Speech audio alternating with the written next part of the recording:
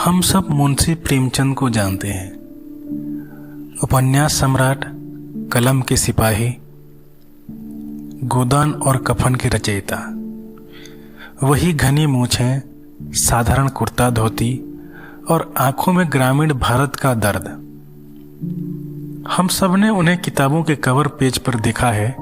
हम सब ने उन्हें हिंदी साहित्य की कक्षाओं में पढ़ा है, लेकिन क्या हम वाकई उन्हें जानते हैं? जरा सोचिए, वह व्यक्ति कैसा रहा होगा जो दुनिया को तो ईदगाह का हामिद और बड़े घर की बेटी दे रहा था, लेकिन खुद अपने घर में अपनी पत्नी से 2 रुपए के लिए डांट खा रहा था। वह व्यक्ति कैसा होगा जो बाहर तो अंग्रेजी सरकार के कलेक्टर से नहीं डरता था, लेकिन घर में अपनी पत्नी के गुस्से से बचने के लिए चुपके से खिसक लेता था। आज मैं आपको साहित्यकार प्रेमचंद से नहीं मिलवाऊंगा। आज मैं आपको मिलवाऊंगा धनपत राय से, एक पति, एक पिता और एक ऐसा इंसान जो अपनी ही उलझनों में हंसता मुस्कुराता रहा। और यह कहानी मेरी नहीं है, यह कहानी उनकी है जिन्होंने प्रेमचंद को सबसे करीब से देखा। उनकी अर्धांगिनी, उनके सबसे बड़ी आलोचक और उनकी रानी शिवरानी देवी। यह किताब जो मेरे हाथ में है, प्रेमचंद घर में, यह किसी महापुरुष की जीवनी नहीं है। यह एक पत्नी का इकरारनामा है। इसमें श्रद्धा नहीं, अधिकार है। इसमें प्रेमचंद का महिमामंडन नहीं, बल्कि उनका कच्चा चिट्ठा है। तो चलिए चलते हैं 1920-30 के उस दौर में, जहां लमही गांव की धूल है, हुक्के की गुड़गुड़ाहट है और घर के भीतर चल रही एक मीठी सी नोक झोंक है। शिवरानी देवी अपनी किताब में सबसे पहले वह भ्रम तोड़ती हैं कि प्रेमचंद कोई बहुत गंभीर या भारी भरकम व्यक्ति थे। वे लिखती हैं कि वे तो बिल्कुल बच्चों जैसे थे। शिवरानी जी जो एक बाल विधवा थी, जब उनकी शादी प्रेमचंद जी से तय हुई तो यह उस जमाने में एक क्रांति थी। प्रेमचंद ने समाज की परवाह किए बिना एक विधवा से विवाह किया, लेकिन शिवरानी जी जब पहली बार ससुराल आईं तो उन्हें क्या मिला? एक ऐसा पति जो न तो हिसाब किताब जानता था, न ही गृहस्थी चलाना। वे लिखती हैं, ये आदमी बाहर से जितना विद्वान दिखाई देता है, घर के मामलों में उतना ही भोंदू था। एक किस्सा सुनिए बचपन का। बचपन में प्रेमचंद को पतंग उड़ाने का और रामलीला देखने का बड़ा शौक था। शिवरानी जी बताती हैं कि वे कैसे घर से चवन्नी अठन्नी चुरा कर गुड़ और रेवड़ियाँ खा लेते थे। वही शरारती बच्चा उस महान लेखक के अंदर हमेशा जिंदा रहा। शिवरानी जी लिखती हैं कि प्रेमचंद घर में कभी कभी मालिक बनकर नहीं रहे। जब वे दोनों साथ बैठते तो साहित्य पर चर्चा कम और घर के खर्चों पर बहस ज्यादा होती थी। शिवरानी जी कहती हैं, मैं उनसे लड़ने लगती थी कि आप अपना ख्याल क्यों नहीं रखते? आप पुराने कपड़े पहनते हैं, फटे जूते पहनते हैं और दुनिया भर का बोझ उठाए फिरते हैं। और प्रेमचंद क्या जवाब देते? वे अपनी मशहूर हंसी, वह ठहाका मारकर हंस देते और कहते, रानी, मैं मजदूरों का वकील हूं। अगर मैं ही सूट बूट पहन लूंगा तो मेरा मुकदमा कौन सुनेगा? लेकिन दोस्तों, यह हंसी और भोलापन केवल एक पहलू था।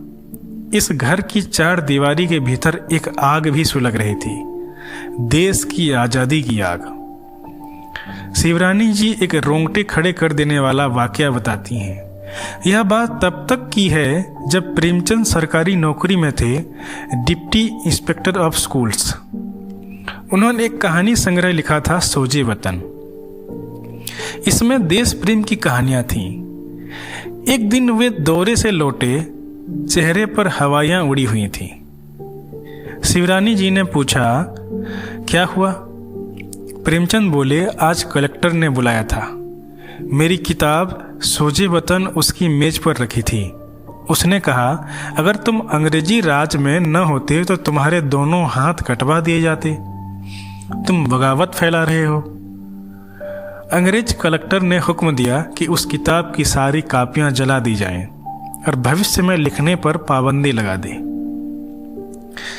सोचिए, एक लेखक के लिए उसकी किताब उसकी संतान जैसी होती है।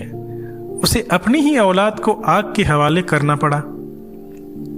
शिवरानी जी पूछती हैं, तो क्या अब आप नहीं लिखोगे? प्रेमचंद का जवाब सुनिए। उन्होंने कहा, लिखूंगा क्यों नहीं, बस अब नाम बदल लूंगा। अब धनपत राय नहीं, प्रेमचंद लिखेगा।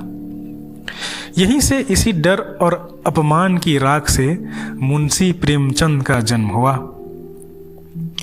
वक्त बीता, जालियांवाला बाग कांड हो चुका था। गांधी जी का असहयोग आंदोलन शुरू हो गया था।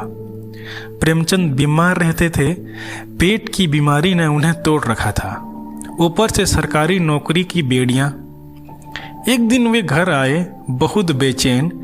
शिवरानी जी से बोले, गांधी जी गोरखपुर आए हैं, मेरा मन करता है नौकरी छोड़ दूं, लेकिन डरता हूं घर कैसे चलेगा, तुम सब भूखे मर जाओगे। यह वह पल था जिसने प्रेमचंद को बनाया, और इस पल में उनकी निर्माता थी शिवरानी देवी। शिवरानी जी लिखती हैं कि मैंने उनसे कहा, आप 24 घंटों घुटते रहते हैं। आप सरकारी नौकरी की गुलामी और साहित्य की सेवा दोनों एक साथ नहीं कर सकते। छोड़ दीजिए नौकरी, हम रूखा सूखा खा लेंगे, लेकिन आपकी यह घुटन मुझसे दिखी नहीं जाती। जरा सोचिए, एक पत्नी जिसके छोटे छोटे बच्चे हैं, पति बीमार है, कोई जमा पूंजी नहीं है, वह कह रही है छोड़ दीजिए सरकारी नौकरी। अगले ही दिन प्रेमचंद ने इस्तीफा दे दिया। शिवरानी जी लिखती हैं, उस दिन उनके चेहरे पर जो सुकून था वह मैंने पहले कभी नहीं देखा था। लगा जैसे पिंजरे से कोई पक्षी आज़ाद हो गया हो। लेकिन आज़ादी की कीमत चुकानी पड़ी। गरीबी ने घर में डेरा डाल दिया। अब शुरू हुआ असली संघर्ष। शिवरानी जी बताती हैं कि प्रेमचंद का दिल राजा का था, लेकिन जेब फकीर की। कोई भी आता अपना दुखड़ा रोता और प्रेमचंद अपनी जेब से निकालकर उसे पैसे दे देते, चाहे घर में दूध के लिए पैसे हो या ना हो। एक बार एक महाशय आए, बोले, मेरा कोट और पैसे ट्रेन में चोरी हो गए। प्रेमचंद ने उन्हें पैसे दे दिए। कुछ दिन बाद वह फिर आए, फिर पैसे मांगे। शिवरानी जी ने मना किया, पर प्रेमचंद न माने। बोले, इंसान की मदद करनी चाहिए। बाद में पता चला वह आदमी ठग था। शिवरानी जी लिखती हैं, मुझे उन पर इतना गुस्सा आता था, मैं कहती थी आपको दुनिया भर ने ठगने का ठेका ले रखा है क्या, और वे बस मुस्कुरा देते। बीमारी ने उन्हें घेर रखा था, पेट में पेचिश, बुखार। डॉक्टर कहते लिखना बंद कर दो, आराम करो, लेकिन क्या कोई नदी को बहने से रोक सकता है? रात को जब सब सो जाते, शिवरानी जी देखती कि रजाई के अंदर ढिबरी की मध्यम रोशनी में प्रेमचंद झुककर लिख रहे हैं। शिवरानी जी डांटती, फिर लिखने बैठ गए, जान देने का इरादा है क्या? प्रेमचंद मासूमियत से कहते, अरे मैं लिख थोड़ी रहा था, बस पुराना देख रहा था। जैसे कोई बच्चा माँ से झूठ बोलता है, वैसे ही हिंदी का सबसे बड़ा लेखक अपनी पत्नी से झूठ बोलता था, सिर्फ इसलिए ताकि वह अपने पात्रों को अपनी कहानियों में जिंदा रख सके। प्रेमाश्रम, रंगभूमि, ये मोटे मोटे उपन्यास ऐसे ही रातों की चोरी में लिखे गए थे। अपनी सेहत की कीमत पर अपनी उम्र को जलाकर उन्होंने हमें ये शब्द दिए। किताबों के पन्ने हम देखते हैं कि कैसे यह शरीर धीरे धीरे क्षीण होता गया। 1936 का साल आया, वे बहुत बीमार पड़ गए, जालोदर हो गया था। शिवरानी जी उन दिनों की बात करती हुए लिखती हैं कि अंत समय में भी उनकी चिंता अपने लिए नहीं थी, उनकी चिंता थी मंगलसूत्र, उनका अधूरा उपन्यास। वे बिस्तर पर लेटे लेटे भी उसे पूरा करना चाहते थे। एक रात वे शिवरानी जी का हाथ पकड़कर बोले, रानी, अब मैं जा रहा हूँ, मैंने जीवन में जो चाहा वह नहीं पाया, लेकिन मुझे कोई गिला नहीं है, बस एक ही दुख है कि मैं तुम्हें और बच्चों को मझधार में छोड़कर जा रहा हूं।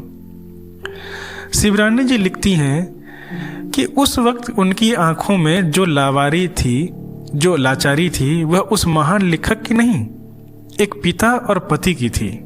और 8 अक्टूबर 1936 को वह कलम हमेशा के लिए खामोश हो गई। मित्रों, प्रेमचंद घर में केवल यादों का पुलिंदा नहीं है। यह किताब हमें बताती है कि महानता किसी सिंहासन पर बैठकर नहीं मिलती। महानता मिलती है संघर्ष से, सरलता से और सत्य के साथ खड़े रहने से। लेखिका शिवरानी देवी हमें यह संदेश देती हैं कि प्रेमचंद इसीलिए नहीं थे कि उनके पास बहुत ज्ञान था। वे इसलिए महान थे क्योंकि उनके भीतर संवेदना थी।